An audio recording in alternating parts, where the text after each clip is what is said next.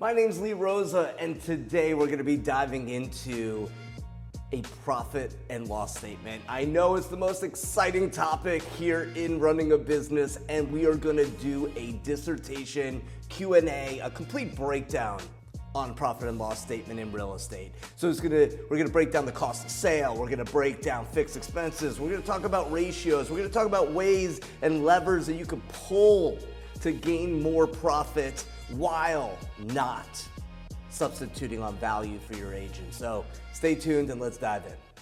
So profit and loss statements. God, so exciting, such a fun topic to talk about. And yet, we're all here. right? And yet, and so when it comes to profit and loss, think of this saying: the purpose of business is profit. It's not to make money. It's one of my favorite questions to ask. What's the purpose of building a business? Make money. No. It's to earn profit. And the perfect of profit is to fund the perfect life. And the perfect life is to truly live before you die. And that's a connection to the Live on Real formula. Because if we don't know what a perfect life is, then once we hit a roadblock or once our business hits some troubled water, we start to go, seeing if the grass is greener, and or, hey, let's just pull the parachute on this whole thing. And so today we're going to dive into what is profit and how do we build a profitable business and what are some key metrics in building a profitable business. And so I want to start with a question. Who here has a business partner in any of their businesses? Show of hands, business partner. All right, keep your hands up if it's been for longer than 10 years. Okay, longer than 15 years. Perfect. So it's me and you. You can put your hand down. So I got into business. My name is Rosa. I've been in the business 20 years and formed a business partnership 5 years into the business. And my business partner and I have been running a highly successful business here in Aventura. So we sell in this area right here, and we successfully sold real estate in Orlando and South Florida. And the reason I wanted to bring up the 15 years is what I've noticed in our relationship, me and my business partner, and we are polar opposite humans, is that if you have a North Star with money and you are crystal clear and transparent with money, you have a fighting chance to have a partnership last decades. And just like marriages, one of the largest reasons that a marriage does not last is financial trouble. Same thing with business partnerships. And there's one thing that we immediately were very transparent on, and it's our profit and loss statement. When I say, okay, let's talk about what goes into a profit and loss statement, let's look at the two parts to a profit and loss statement. So we got fixed, and we have cost of sale. It's an equation. And then we have profit, or I won't put the word there. You guys got what the opposite of profit is. Perfect. So what is a fixed expense? Fixed expense, easiest way to define it, no matter what, you got it. Whether you close a deal or whether you close 1,000 deals, you got it. Fixed expense. The key with fixed expenses is then break it into categories. Track it monthly. Monthly. Strongly recommend you take your expenses, cut it down monthly, take the time, and close your books every month. Then have a quarterly report, analyze, see where you are, and then when you build this consistency, you could go year over year and see where you are bouncing off of the year before, the last 3 years, the last 5 years, and you'll start to get ahead of trends. Cost of sale. Definition of cost of sale is we only have this expense when a deal closes. If you never close a deal, you got zero cost of sale. There are 3 types of cost of sale. Number 1 would be brokerage or split. If we own a brokerage, it would be our agent's split. Number 2 is agents. And number 3 would be referrals. So why is a referral a cost of sale? Because if I send you a referral wherever you are, if you send me a referral for here, list a condo, we got a 25-month supply of inventory here in Aventura. It's beautiful, and yet Man, it's going to be interesting. So if you sent a referral to an agent here in Aventura and they don't sell the property, well, they're not sending a referral, so there's no cost of sale. And yet, as running a real estate business, I'll take a cost of sale all day long. All day long. You give me a lead, I will pay you 25, 30, 35% because I run my business and I understand my profit and loss, and I would be very happy to pay a referral. Does this make sense? Okay. So we add up fixed expenses, we add up cost of sale, and then of course we have GCI, or gross commission income. So we take our income minus our fixed expenses and cost of sale. Gives us profit. Now, running a real estate team, the ideal model is 30, 30, 40. 30% fixed expenses, 30% cost of sale, 40% net profit before taxes. Running a brokerage, well, let's talk about the levers that you can pull. So now I'm going to break down the levers you can pull if your cost of sale is way out of whack. Now, before I do that, when we think of fixed expenses, the first dollar saved is a dollar saved is the first dollar earned. So cutting expenses, looking at your fixed expenses is always kind of the first move. Yet if you're running extremely lean and we want to increase our profit, let's dive into cost of sale. All right. So it was said on stage today, I don't remember who said it, that the biggest expense a brokerage or a team has are their agents. Did anybody else hear that today? Yes, a couple of us. And this is something that I've been drumming as loud as I possibly can, because when I have the opportunity to interview agents that are running huge teams and their agents are on 80 splits, 90 splits, and the Rainmaker's profit margin is this big, I'm like, why is somebody on your team? And they stare at me like I have two eyes, like two heads, because they don't understand what I'm about to share with you guys on how to pull the levers. So what I'm going to share with you is a model, and it's a value model. And so there's 5 levels of value when building a mega team and or a brokerage. So number 1 is the lowest form of value. And that is because people are in your universe, your team, your brokerage, because you're just super cool. You got good vibes, good energy, and people are just attracted to you. And what I have found is at this level, usually it's 100% or it's a 95 or a 90-10, something like that. Because the reason that they're with you isn't for anything other than good energy and good vibes.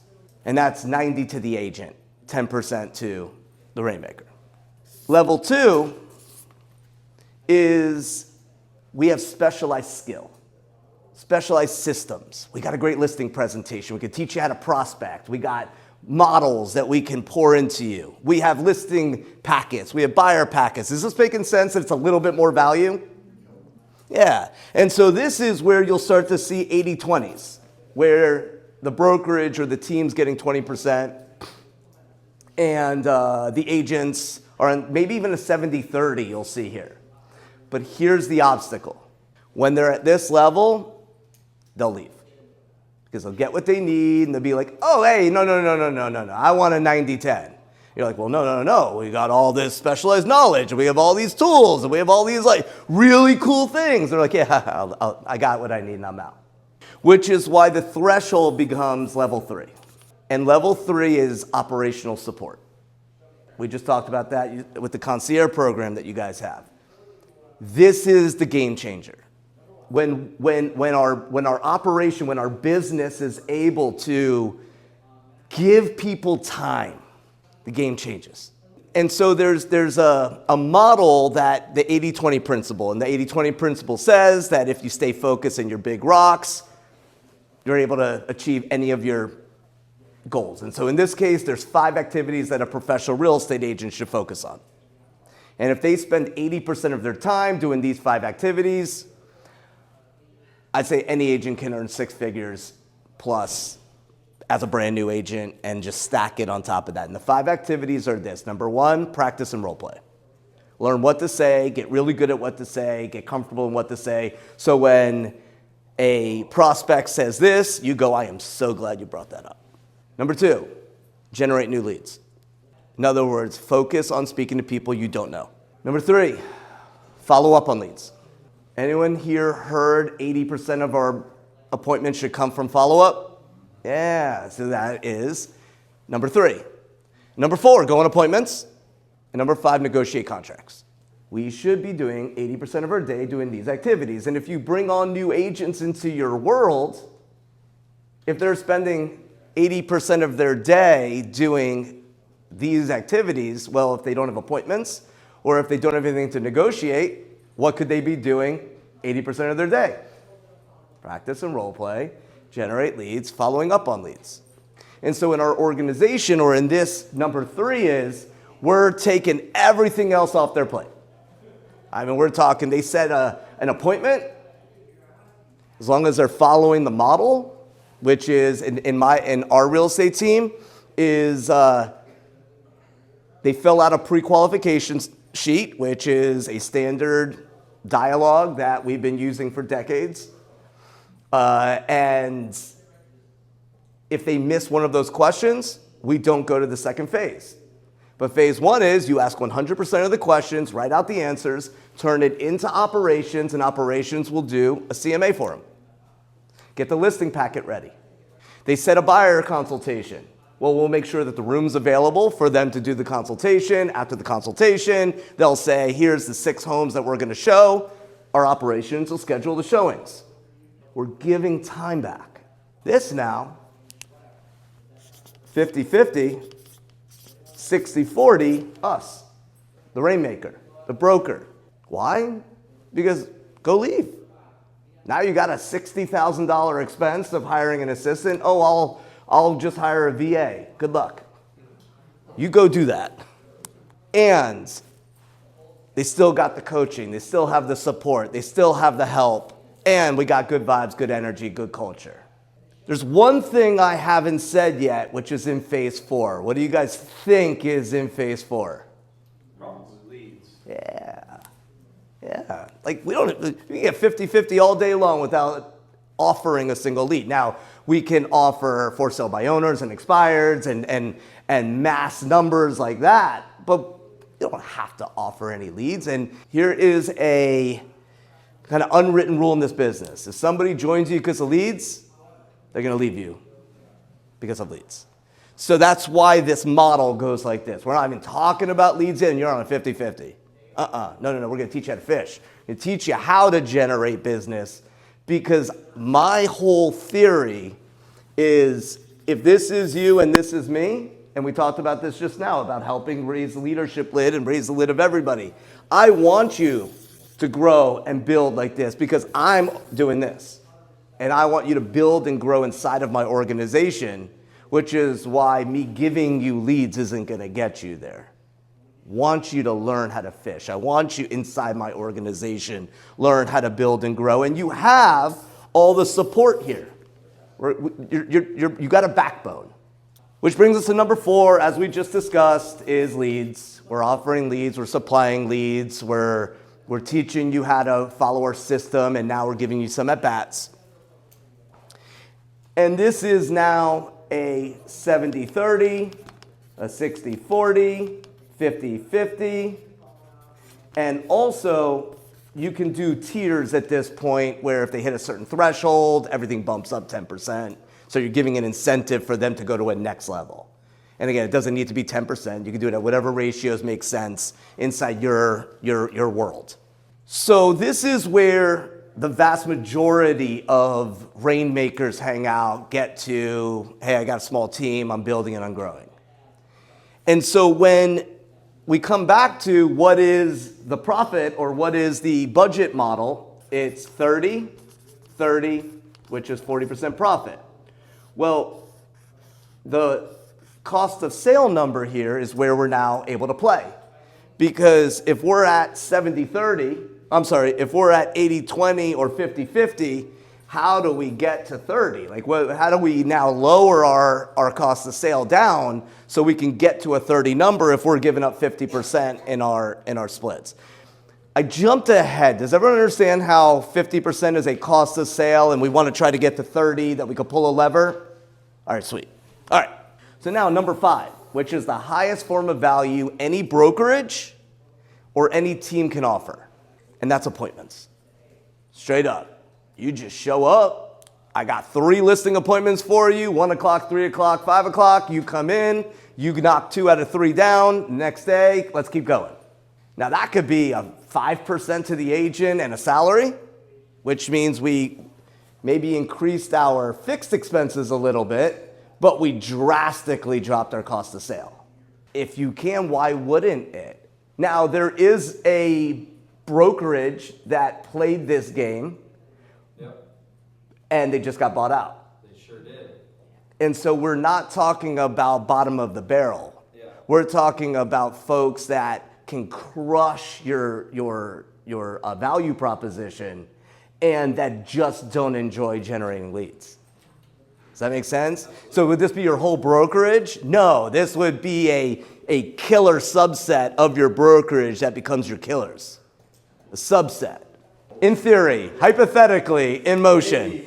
And yet, I bring it up because this is a model that was attempted, but it was attempted at a level of let's go to the bottom versus let's teach agents how to crush a model and build and grow, them staying in their lane, doing what they love to do, and your brand is what's growing and being pushed, versus taking the industry and saying that doesn't work, this is the future, which is theoretically what that model was. What we're talking about here is pushing what you're learning today, what we teach at Glover U, what best practices and models are in pushing your brand and your profitability and the customer experience forward. Does that make sense?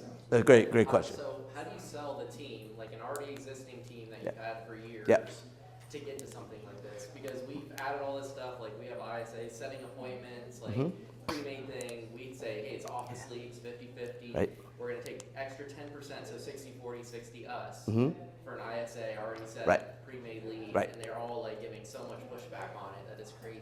Goes back to what we just talked about in the ahas. It can't be your idea. It has to be solving a problem. And if an agent doesn't know they have a problem, agents hate change. Well, they already think like we profit too much off of them. And it's like, well, now you guys are, well, it's like who pays for the ISAs and the salary and all this stuff. That's a culture conversation. Yeah, all right, so we're going from a profit and loss class to neurolinguistic programming.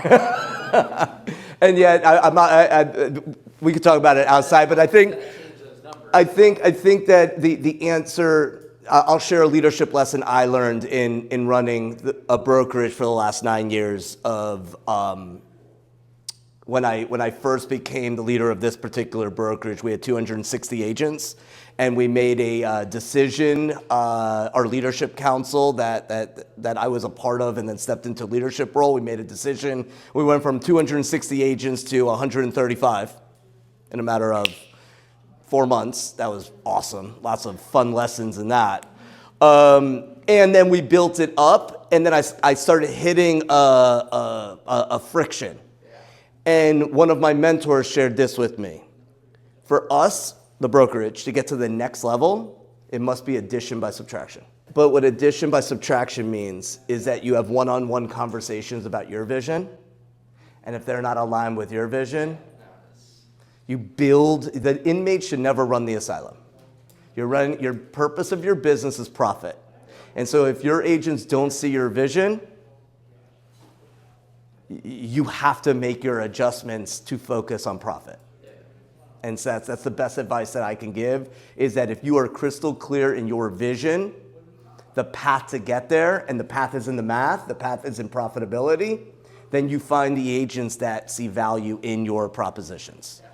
Does that make sense? Yeah, no, it does. It's Sweet. just that 30, 30, 40 seems really... Well, so let me justify, okay? Because so as a brokerage, okay, so a brokerage would be different than a 30, 30, 40 model. Think of the 30, 30, 40 model as a a rainmaker, someone who has 20, 30, 50, 100 agents, but it's under that one model, that one brand. Hey, this is like Glover Agency. Glover Agency runs as a brokerage, yet it's under a flag. And so if the agents inside your brokerage don't see the value, then price is the only conversation. And so now it's a matter of restructuring, repackaging, seeing what their goals are, and then solving their problems with your value. Because you already have a cost of sale on top of it. Exactly. Right. So you've already chosen to sell your soul. And it's not a negative thing. Well, no, it's not a negative. It just is what it is. So it's same thing with anything else. Like if you are, it's like me getting agent referrals. What do you mean by the sell your soul? Yeah, I'm going to explain. No. From a profit standpoint in this, profit. From a profit standpoint. Because if you have a 30% or a 35% referral going out, that's off the top, right? That's way off the top. So the question then becomes, does the agent eat it? Or does the brokerage eat it? Either way, it's coming off the top, right? Because you got GCI, gross commission income, then minus this. So now there's no way we could be at a 30% cost of sale. Zero chance. That's what I mean. So now you have the agent cost of sale on top of the referral cost of sale. Correct. Okay, so now, hey agent, if I set the appointment for you, straight up, you have a consultation, how much would that be worth? And so now if your agent is willing to pay 10% because they don't have to grind on the phones, all right, cool. So now you just gain yourself 10%, and now you get to ask yourself, am I going to pay a salary for that? What is my overhead going to be so that I can earn that 10% back? And now you can start to play those, it's about levers. And so when I say soul, it had nothing to do with the brand at which, it's simply you've already made a decision that 30 to 35% is coming off the top. And there's no way I could have a 30% cost of sale. Correct. Period. And now the decision that a brokerage or a team would make is, okay, how do we get a higher not gross income, but like a for sale by owner. Okay, so a for sale by owner, what's the cost of sale on that? Well, it's whatever split I give the agent. Okay, so if I was to pay $100,000 to an agent and give them a 5% rip, well, all of a sudden now, my cost of sale is only 5%. And so now how many for sale by owners or expires can I convert in a year? Does this make sense? Absolutely. And so that's how you get, if this is a huge part of your business, in alignment with a 30% cost of sale. It doesn't have to be 30%. It can be 45%. Just understand that your profit is a lever. Correct. That's all. Yeah. Does that make sense? Am I connecting? Okay, cool. I feel my vibes are more valuable than 10%, just for the record. Just saying. How does it work? Tell me more. With all the feels. All the deals. With all the feels. Yeah, internet leads, IDX leads, for sale by owners, expireds, open houses on the brokerage listings.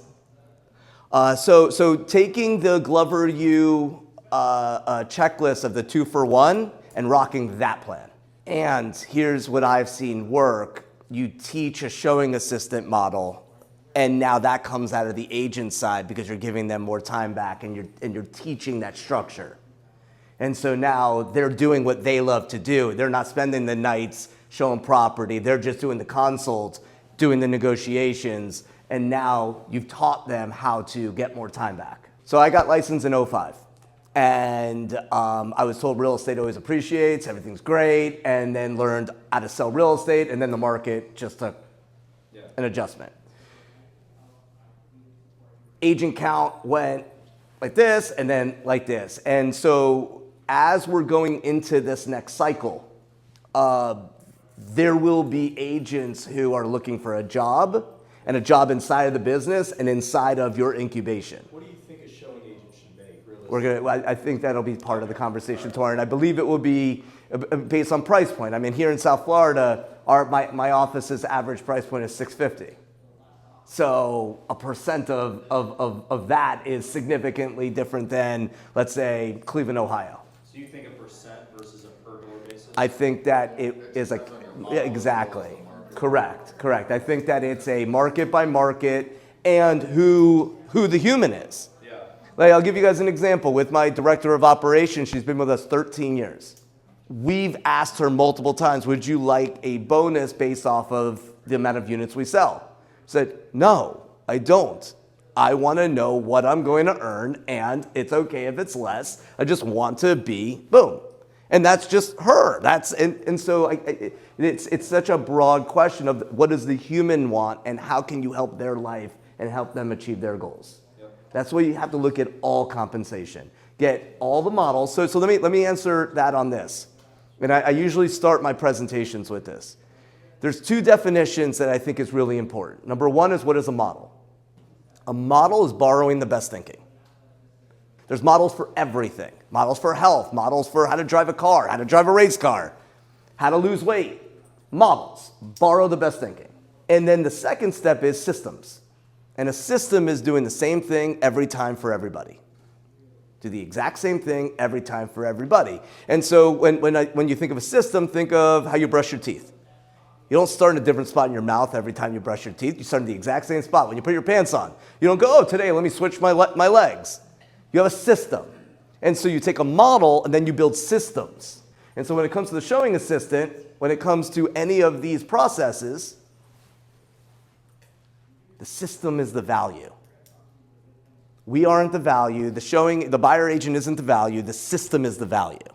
And so if we are crystal clear and our team is crystal clear with the value prop and the model and the system, now it's plug and play with who's the right human that this fits at the right price so that our profit is aligned. Or in this example, we're trying to increase our profit with a lever of going to a new phase where we have already a 35% and now we're trying to find other sources where we could have a higher or a lower cost of sale, I should say. All right, so this is all I really had for us to kind of dive into, and we can now volley. Is there anything that you wanted me to touch on that I didn't touch on when it comes to profit and losses? Ancillary fees, what would be, in your example, what would? Partner Chicago title on the title company. That would be in income, as an income. That's why I want to get clarity. So that's after you calculate your cost of sale, and you have all of your expenses. So you have your cost of sale first, then your expenses, then add outside income. Because you can't pull any levers inside your business if you're counting that money, because that money is not guaranteed. So it's always after, and you always pull the levers before ancillary.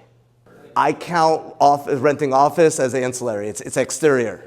Absolutely, because it's variable. You could have a huge team walk out, and all of a sudden you got 3 vacant offices for 90 days. That's an outside expense. Your rent is a fixed, and it's there as an expense, but your income from your office is outside of that. Yeah, it's not ancillary, but it's outside. It's additional income. Yeah. Absolutely. This becomes very challenging to wrap your head around if you do not grasp the fundamentals of everything I shared at the beginning. And so these are the little levers where, I'll give a story in explaining exactly what you just said. So if you have a partnership, of course, staying RESPA compliant and staying in alignment with all of that. And there's a certain amount of outside income. And as a business decision, you say, hey, there's this amount of money. Let's invest that money into generating leads, which will increase GCI. It will theoretically increase cost of sale because I'm not the one selling. It's going to go to my agents. But we're going to be able to increase our profit more than getting blank amount of money from that partnership.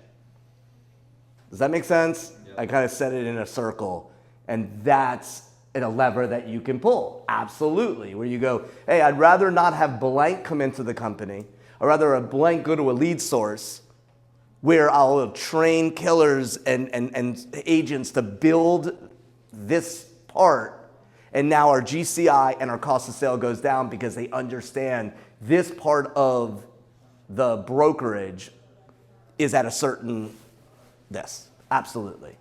Yes. There's a model around that called teamerage.